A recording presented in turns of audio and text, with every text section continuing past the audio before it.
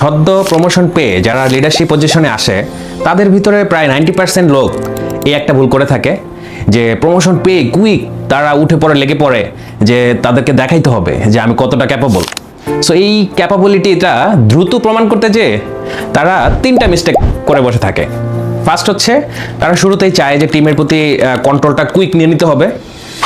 Second হচ্ছে তারা টিমকে ইনস্ট্রাকশন দেয়, কিন্তু এই ইনস্ট্রাকশন দিতে যায় অনেকগুলো ইনস্ট্রাকশন দিয়ে ফেলে একসাথে।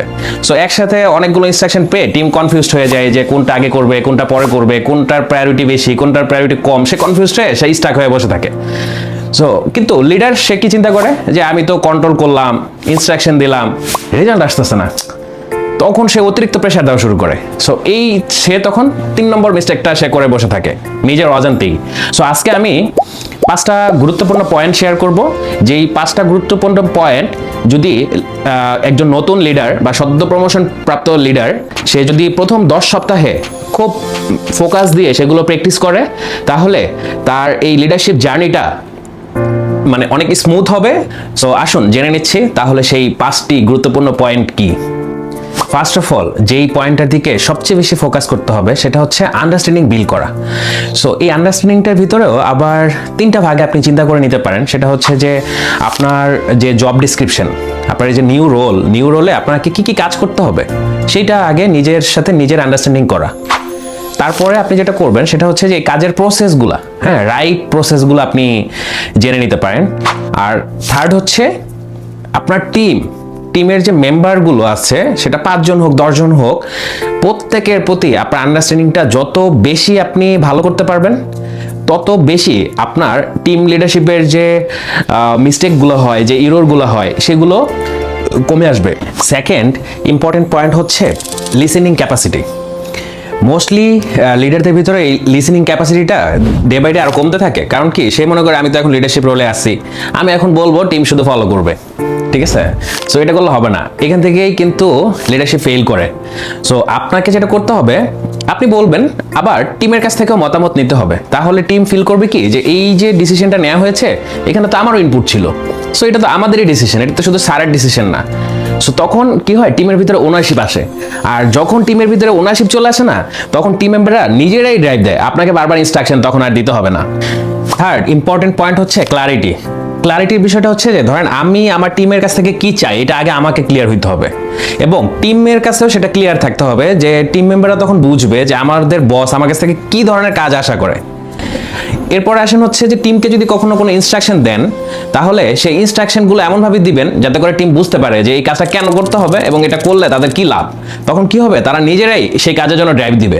সো ক্লারিটি কিন্তু অনেক পাওয়ারফুল এবং আপনার লিডারশিপটাকে তখন অনেক স্ট্রং করে ফেলবে। টিম তখন বুঝবে যে কিভাবে কাজ করলে বস খুশি হবে।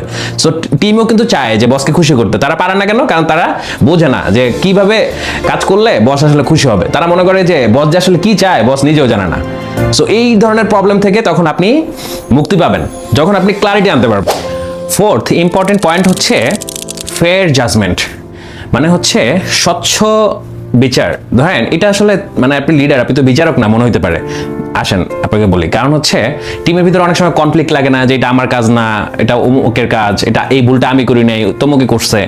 সো এই মোমেন্টগুলোতে তখন কিন্তু আপনার কাছে এই প্রবলেমটা নিয়ে কেউ না কেউ আসবে। আসার পরে আপনি যদি তাদেরকে ফেয়ার জাজমেন্ট না করেন, যদি কারো একজনের পক্ষ নিয়ে কথা বলেন, তখন কিন্তু আপনার প্রতি যে টিমের যে ট্রাস্ট সেটা কিন্তু নষ্ট হয়ে যাবে। আর যখন টিম মেম্বাররা আপনাকে ট্রাস্ট করতে পারবে না, তখন আপনার লিডারশিপ ফেল হওয়ার চান্স 50% বেড়ে যাবে। সো এটা খুবই গুরুত্বপূর্ণ। আমরা অনেকেই এই জিনিসটা হচ্ছে ভুল করে ফেলি, যে টিমের যাকে আমি পছন্দ করি সে যদি একটু ভুল করে ফেলে তখন তাকে চেষ্টা করি একটু সেভ করতে, এটা কোনোভাবেই করা যাবে না। ফিফথ ইম্পর্টেন্ট পয়েন্ট হচ্ছে টিমকে আপনার ডিরেকশন দিতে হবে। সো ডিরেকশন আর হচ্ছে ওয়ে ফরওয়ার্ড, এইটা টিম কিন্তু আশা করে একজন লিডারের কাছ থেকে। কারণ একজন লিডার সবসময় শুধু বলবে যে টার্গেট করো, টার্গেট করতেই হবে। সো তখন কিন্তু টিমের ভিতরে মানে একটা হেলদি ওয়ার্ক এনভায়রনমেন্ট থাকে না। আপনি যেমন টিমের কাছ থেকে কিছু এক্সপেক্ট করেন, প্রত্যাশা করেন, টিম মেম্বারও তো আপনার কাছ থেকে একটা প্রত্যাশা থাকতে পারে। সো একজন সফল লিডার হতে হলে আপনাকে এই বিষয়টা মাথায় রাখতে হবে যে আপনার যে এক্সপিরিয়েন্স আছে, আপনার যে নলেজ আছে, আপনার যে ম্যাচুরিটি আছে, এটা অবশ্যই টিম মেম্বারদের থেকে আপনার বেশি। সো যে কারণে আপনি লিডারশিপ রোলে দায়িত্ব পেয়েছেন। সো আপনি সেগুলোকে কাজে লাগিয়ে এবং আপনার যে অবজারভেশন পাওয়ার, হ্যাঁ, এবং সিচুয়েশন ম্যানেজমেন্টের যে করার যে দক্ষতাটা, সেগুলো দিয়ে আপনি টিমকে ডিরেকশন দিবেন, অনেক সময় কিছু কাজের জন্য ওয়ে ফরওয়ার্ড দিবেন, হ্যাঁ, কিছু নতুন আইডিয়া দেওয়ার চেষ্টা করবেন যাতে করে তাদের টার্গেট অ্যাচিভমেন্টের যে জার্নিটা সেটা যেন সহজ হয়। সো তখন আপনারা দেখবেন যে টিম অনেকটাই গুড ফিল করবে যে না, বসও তো আমাদের পাশে আছে, আমাদের সাথে আছে, আমরা সবাই মিলে ড্রাইভ দিচ্ছি, আমরা একা না। সো নতুন যারা লিডারশিপ রোলে এসেছেন তারা তো পেয়ে গেলেন যে কোন 5টি পিলার আপনি যখন স্ট্রংলি ইস্টাবলিশ করতে পারবেন, তখন আপনার লিডারশিপের এই যে জার্নির যে ফেইলিউরের চান্স 90% কমে যাবে। আর আপনি শিওর থাকেন যে আপনি একটা ধারাবাহিক সফলতাও আনতে পারবেন। কারণ কি, এই 5টা জিনিস এতটাই গুরুত্বপূর্ণ এবং এগুলো যদি আপনি ঠিকঠাকভাবে করতে পারেন, আপনি রেগুলার আপনি টার্গেট অ্যাচিভ করতে পারবেন। আপনার হেড অফিসেও আপনার রেপুটেশন অনেক বেশি থাকবে, আর পকেটেও হচ্ছে ভালো টাকা আসবে, আবার সামনে আবার প্রমোশন আসবে। সো এই 5টি পয়েন্ট ভুলে যাওয়ার আগেই আপনি ভিডিওটা আবার দেখে নোট করে নিতে পারেন 5টা গুরুত্বপূর্ণ পয়েন্ট, এবং এই 5টা পয়েন্টের ভিতরে আমি কি কি বলেছি। অথবা যদি আপনি চান যে আমি একটা পিডিএফ রেডি করে আপনাকে ইনবক্স করে দিব, তাহলে আপনি কমেন্টে আমাকে জানাবেন যে আই ওয়ান্ট পিডিএফ, আমি ইনশাল্লাহ ফ্রি হয়ে আপনাকে ইনবক্স করে দেব। সবাই ভালো থাকবেন, সুস্থ থাকবেন। সো দেখা হচ্ছে ইনশাল্লাহ নেক্সট ভিডিওতে।